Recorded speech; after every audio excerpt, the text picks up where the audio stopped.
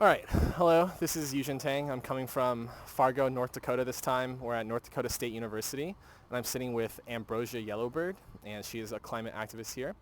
And Ambrosia, why don't you tell us a little bit about how you got into climate activism and, yeah, a little bit about yourself. Okay. So in the beginning, when I first got involved with climate activism was in 2016 at the No DAPL protests. Okay, the No DAPL protest? Yes, I am an indigenous woman from the three affiliated tribes, the Mandan, Hidatsa, and Arikara Nation.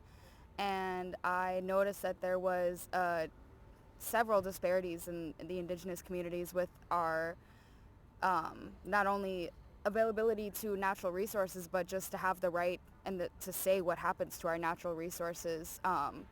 And as an indigenous woman, it is my job to protect this earth and the water and everything else along with it. So I basically just started, I moved here to Fargo in 2018. And then in 2020, I led my first climate strike here in Fargo, basically just calling for local representatives to declare a climate emergency and start having policy changes based on that, so we can reduce our own carbon emissions and our own ecological footprint as just a city here in Fargo and in Moorhead too.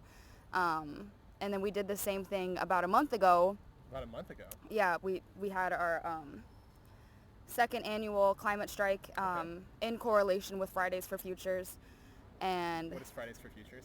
Can you elaborate on that? yeah, so Greta Thunberg started Fridays for Future, okay. and it's basically like, basically just the global climate strike. Okay. So everybody around the world at the same day, usually a Friday in September, we all basically do the same thing across the world, and we protest and we call for change and for public officials to be held accountable for the amount of carbon emissions that we are releasing, and to stop oil pipelines, and of course just like everything else that goes along with it, like commercial fishing and things like that that are literally killing our earth. Wow. Okay, thank you very much, Ambrosia. That was a great introduction. I want to know a little bit more about this like pipeline protests and kind of like what you guys were doing and how you got started and like how you got people to come to that and you know, things like that. So I didn't lead any of the efforts for the No Dakota Access Pipeline protests. Okay. I was back in high school Oh, okay. at that point in time. But right now we're currently fighting against the Enbridge Line 3 in Minnesota, which Enbridge is Line 3? which is another Okay. pipeline that I believe as of today is like officially like in motion, like Oh, no. getting oil sent through it. Like, yeah, so we've been protesting that for, I'd say, at least over a year now, trying to get them to stop that production, calling on President Biden to stop that production, calling on, you know, local government officials, even locally elected officials like here in Fargo, Moorhead, just to like unite with us and stand in solidarity with us against it. But our attempts have been unsuccessful due to the fact that we live in a colonialist, capitalist society that doesn't really care about the well-being of the people or the earth. Right. So at this point, just kind of trying to find other ways that we can save the earth, initially, you know, like essentially. And I mean, there's plenty of things we can do, but I think what we need to be thinking about the most is holding these oil pipeline companies and overall just like the big corporate billionaires accountable, because they do account for the majority of our carbon emissions and our ecological footprint. I think there are things that we can do on the individual level, such as, you know, not using single-use plastics and things like that, turning the lights off and trying to integrate over to clean energy, but without our government officials putting policy to make that happen, the individual efforts are not enough. They're not enough, right? Yeah. Wow. Yeah. Thank you for that explanation. That's really. I mean, it's really awesome that you're protesting this, and it really sucks that it's happening. If you were, or I guess like, you know, in your vision as a climate activist, like where do you kind of see like climate activism going, and like what you like where do you like see people like doing to help in the future? Like what can people do to help? I think the first step would just be to realize, you know, like this is an issue that we need to change and start educating yourself on what we can do. There's tons of studies out there that can help the average person lessen their own ecological footprint.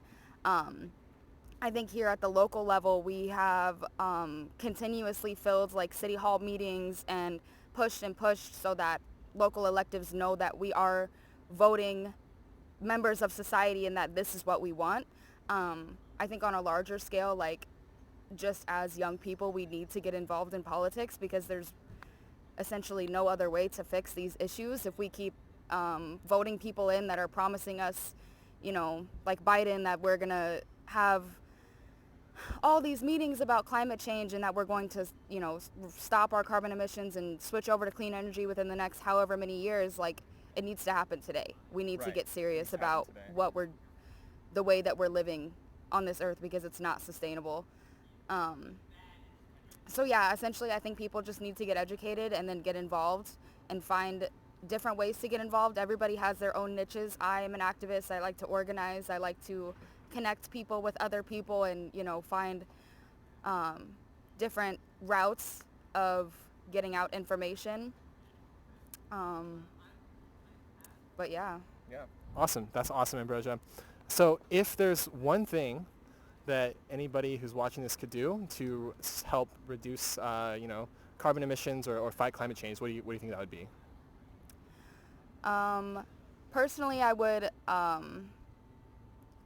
try to motivate people to get involved in fighting the active pipelines that we have today and those that are being put into the ground, because not only do they affect indigenous communities, but everybody drinks water. Everybody needs water, not only the humans, the plants that, make the earth or make the air that we breathe, the animals that we eat, things like that. I think another thing too that I would really want people to get more educated about is like clean eating.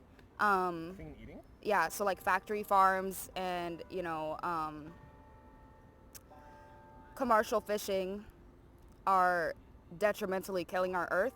And I think really at this point, without policy change, the only way to stop that is to raise your own animals, plant your own plants, have your own garden, and, sustain yourself off of that versus contributing to factory farms by going to the store and buying meat and fish, especially fish, because really commercial fishing is like essentially killing the earth more than anything else because it's contributing to the bleaching of coral reefs, which is how air is made. Right. The oxygen that we breathe, the majority of it comes from what coral reefs make. Wow. And without coral reefs, we will not be on this earth much longer. Wow. Okay. I definitely didn't know the thing about coral reefs. I don't know about you guys, but wow, thank you for that, Ambrosia. That was very enlightening. This is Ambrosia Yellowbird, right? Yellowbird? Yep. She's a climate activist at Fargo, North Dakota, and this is Yujin Tang coming from Fargo, North Dakota and North Dakota State University. And I don't really have a conclusion for this, but there will be more interviews.